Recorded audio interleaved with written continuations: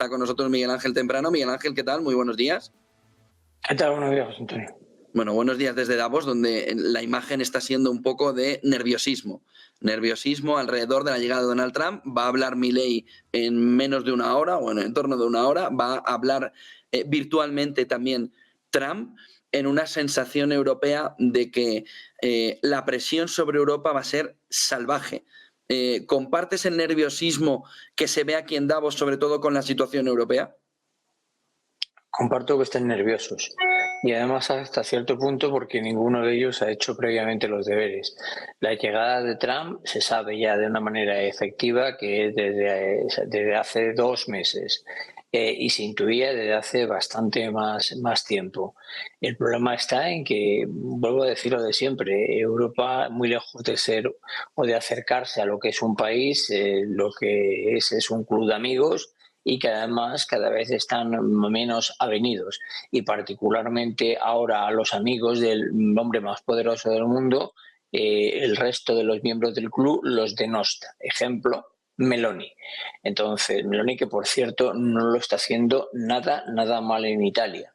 A pesar de que se la tachó de fascista y de todo ese tipo de cosas, su gestión está demostrando que es bastante efectiva.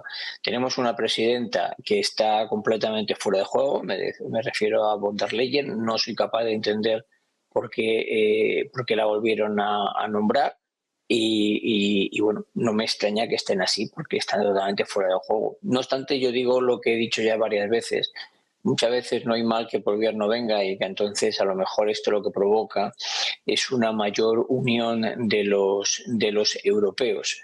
Pues porque no podemos seguir siendo un simple club de amigos donde los ricos pagan a los pobres para realmente ellos ser quien hacen las obras en los territorios de los pobres. Entonces, o esto cambia o no tiene ningún sentido, sobre todo cuando tenemos a alguien sentado en el oval que lo que le apetece realmente es que Europa no esté unida.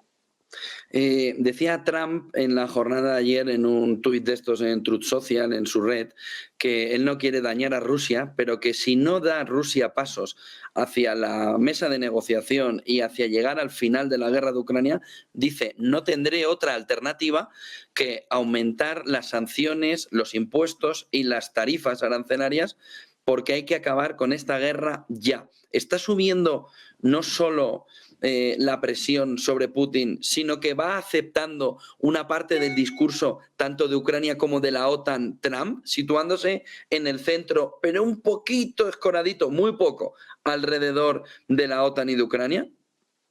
Bueno, yo creo que esto lo que está demostrando es que Trump habla un poquito más de la cuenta. El que dice cosas que luego son incumplibles. Dijo que acabaría con la guerra en 24 horas y se ve que es bastante más complicado de lo que él querría.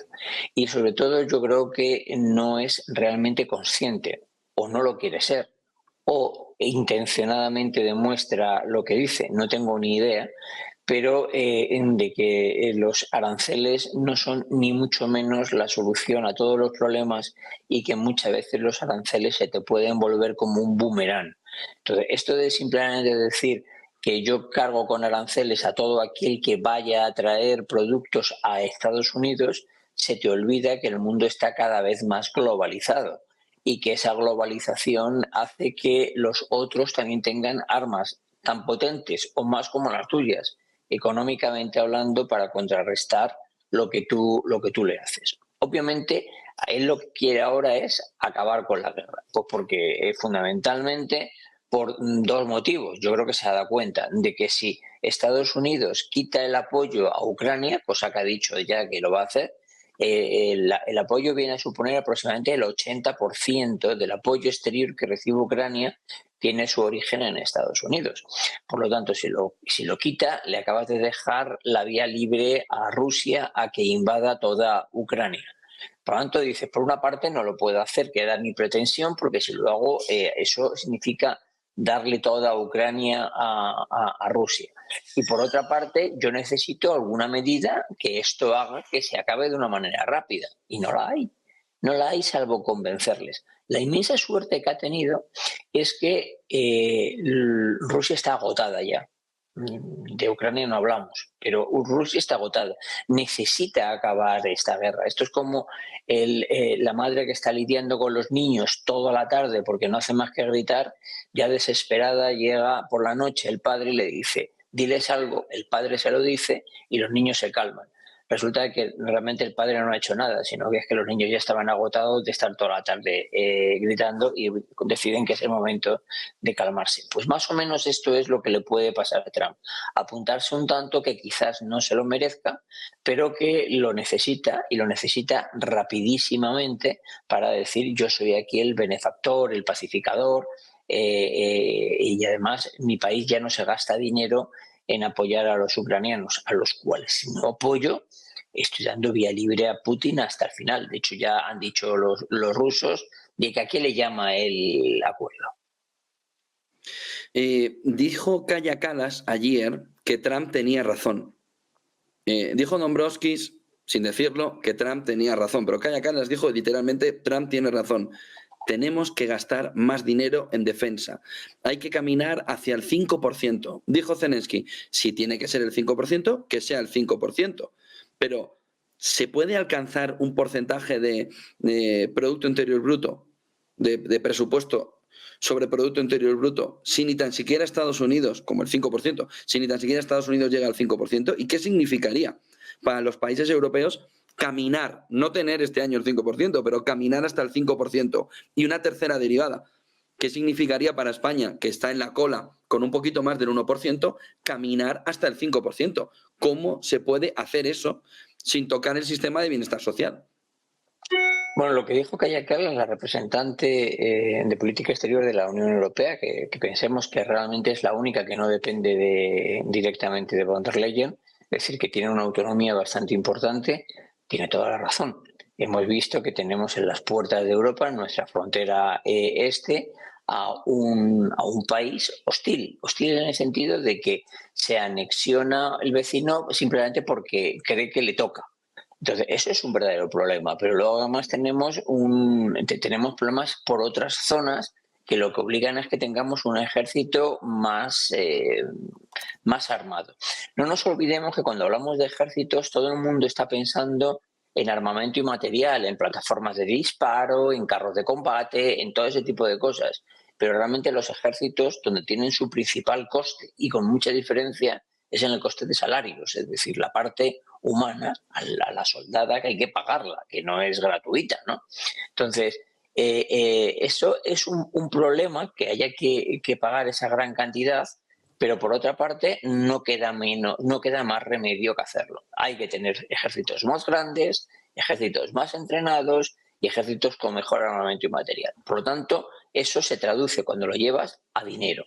Y cuando lo llevas a dinero y lo comparas con el PIB, significa que tienes que crecer. Ahora bien, nos encontramos en que Europa ha creado una ideología, por otra parte muy válida, que es la Europa del bienestar. Y digo muy válida porque al final los países los componen los ciudadanos y los gobiernos están para servir a los ciudadanos. El problema es hasta cuándo y hasta dónde se puede hacer que los ciudadanos tengan con los impuestos que pagan, tengan un servicio del bienestar lo suficiente para lo que ellos quieren. Y ahora mismo eso no se puede. Y no se puede por un simple y sencillo motivo, que es que Europa se está envejeciendo a marchas forzadas, lo cual significa que los pagadores, es decir, los contribuyentes, los ciudadanos contribuyentes al sistema, se pasan a convertir en ciudadanos receptores de las ayudas. Y llamemos las ayudas, permítanme, a las pensiones. Además, contra la esperanza de vida aumenta más y el estado del bienestar sufraga todos los tipos de gastos médicos y asistencia biosanitaria, eso cuesta también más dinero. Por lo tanto, alargando el periodo de vida sin alargar el periodo de trabajo, como está ocurriendo en Europa y particularmente, en España se quiere trabajar todavía menos, pues el estado de bienestar es insufragable. Pero es de ahí, del único sitio donde tú puedes quitar dinero para aumentar la defensa. No nos olvidemos de un pequeño detalle para que entendamos la magnitud. En España, el coste de pensiones, simple y llanamente por crecimiento natural, crece un 3%, independientemente de las subidas que haya o que deje de haber. Es decir, todos los años las pensiones, por el paso de ciudadanos contribuyentes a ciudadanos subsidiados, aumenta el presupuesto en un 3%. Eso es una barbaridad. Eso es una verdadera barbaridad. ¿De dónde sacas el dinero para quitártelo? Bueno, pues lo primero es, no te queda más que ser más eficiente. Bueno, ya estamos viendo que administraciones como la que tenemos en España de eficiencia carecen.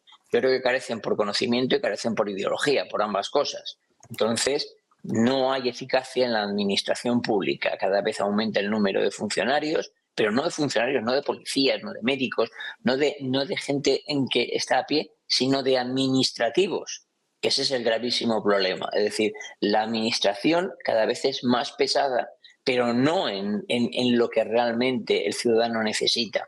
Médicos, policías, maestros, ese tipo de cosas, sino en administrativos. Gente que nos guste o no nos guste, lo único que hace es mover papeles. Por lo tanto, lo veo complicadísimo. El único país que está en capacidad económica para hacer esto es Alemania. ¿Y por qué? Pues porque no voy a analizar los motivos por los cuales lo han hecho bien o no bien, pero el asunto es porque su deuda sobre PIB es una deuda muy contenida. Pero el resto de los países, y estoy diciendo Italia, España, Francia, es imposible.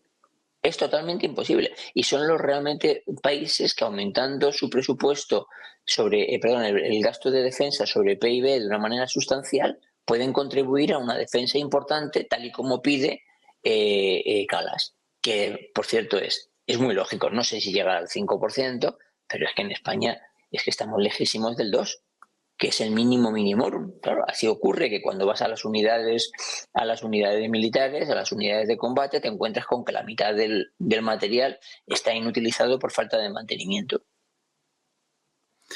Pues muchísimas gracias, Miguel Ángel Temprano. Buen día, buen negocio. Igualmente, que te vaya bien por la nieve. Un abrazo. Buen día.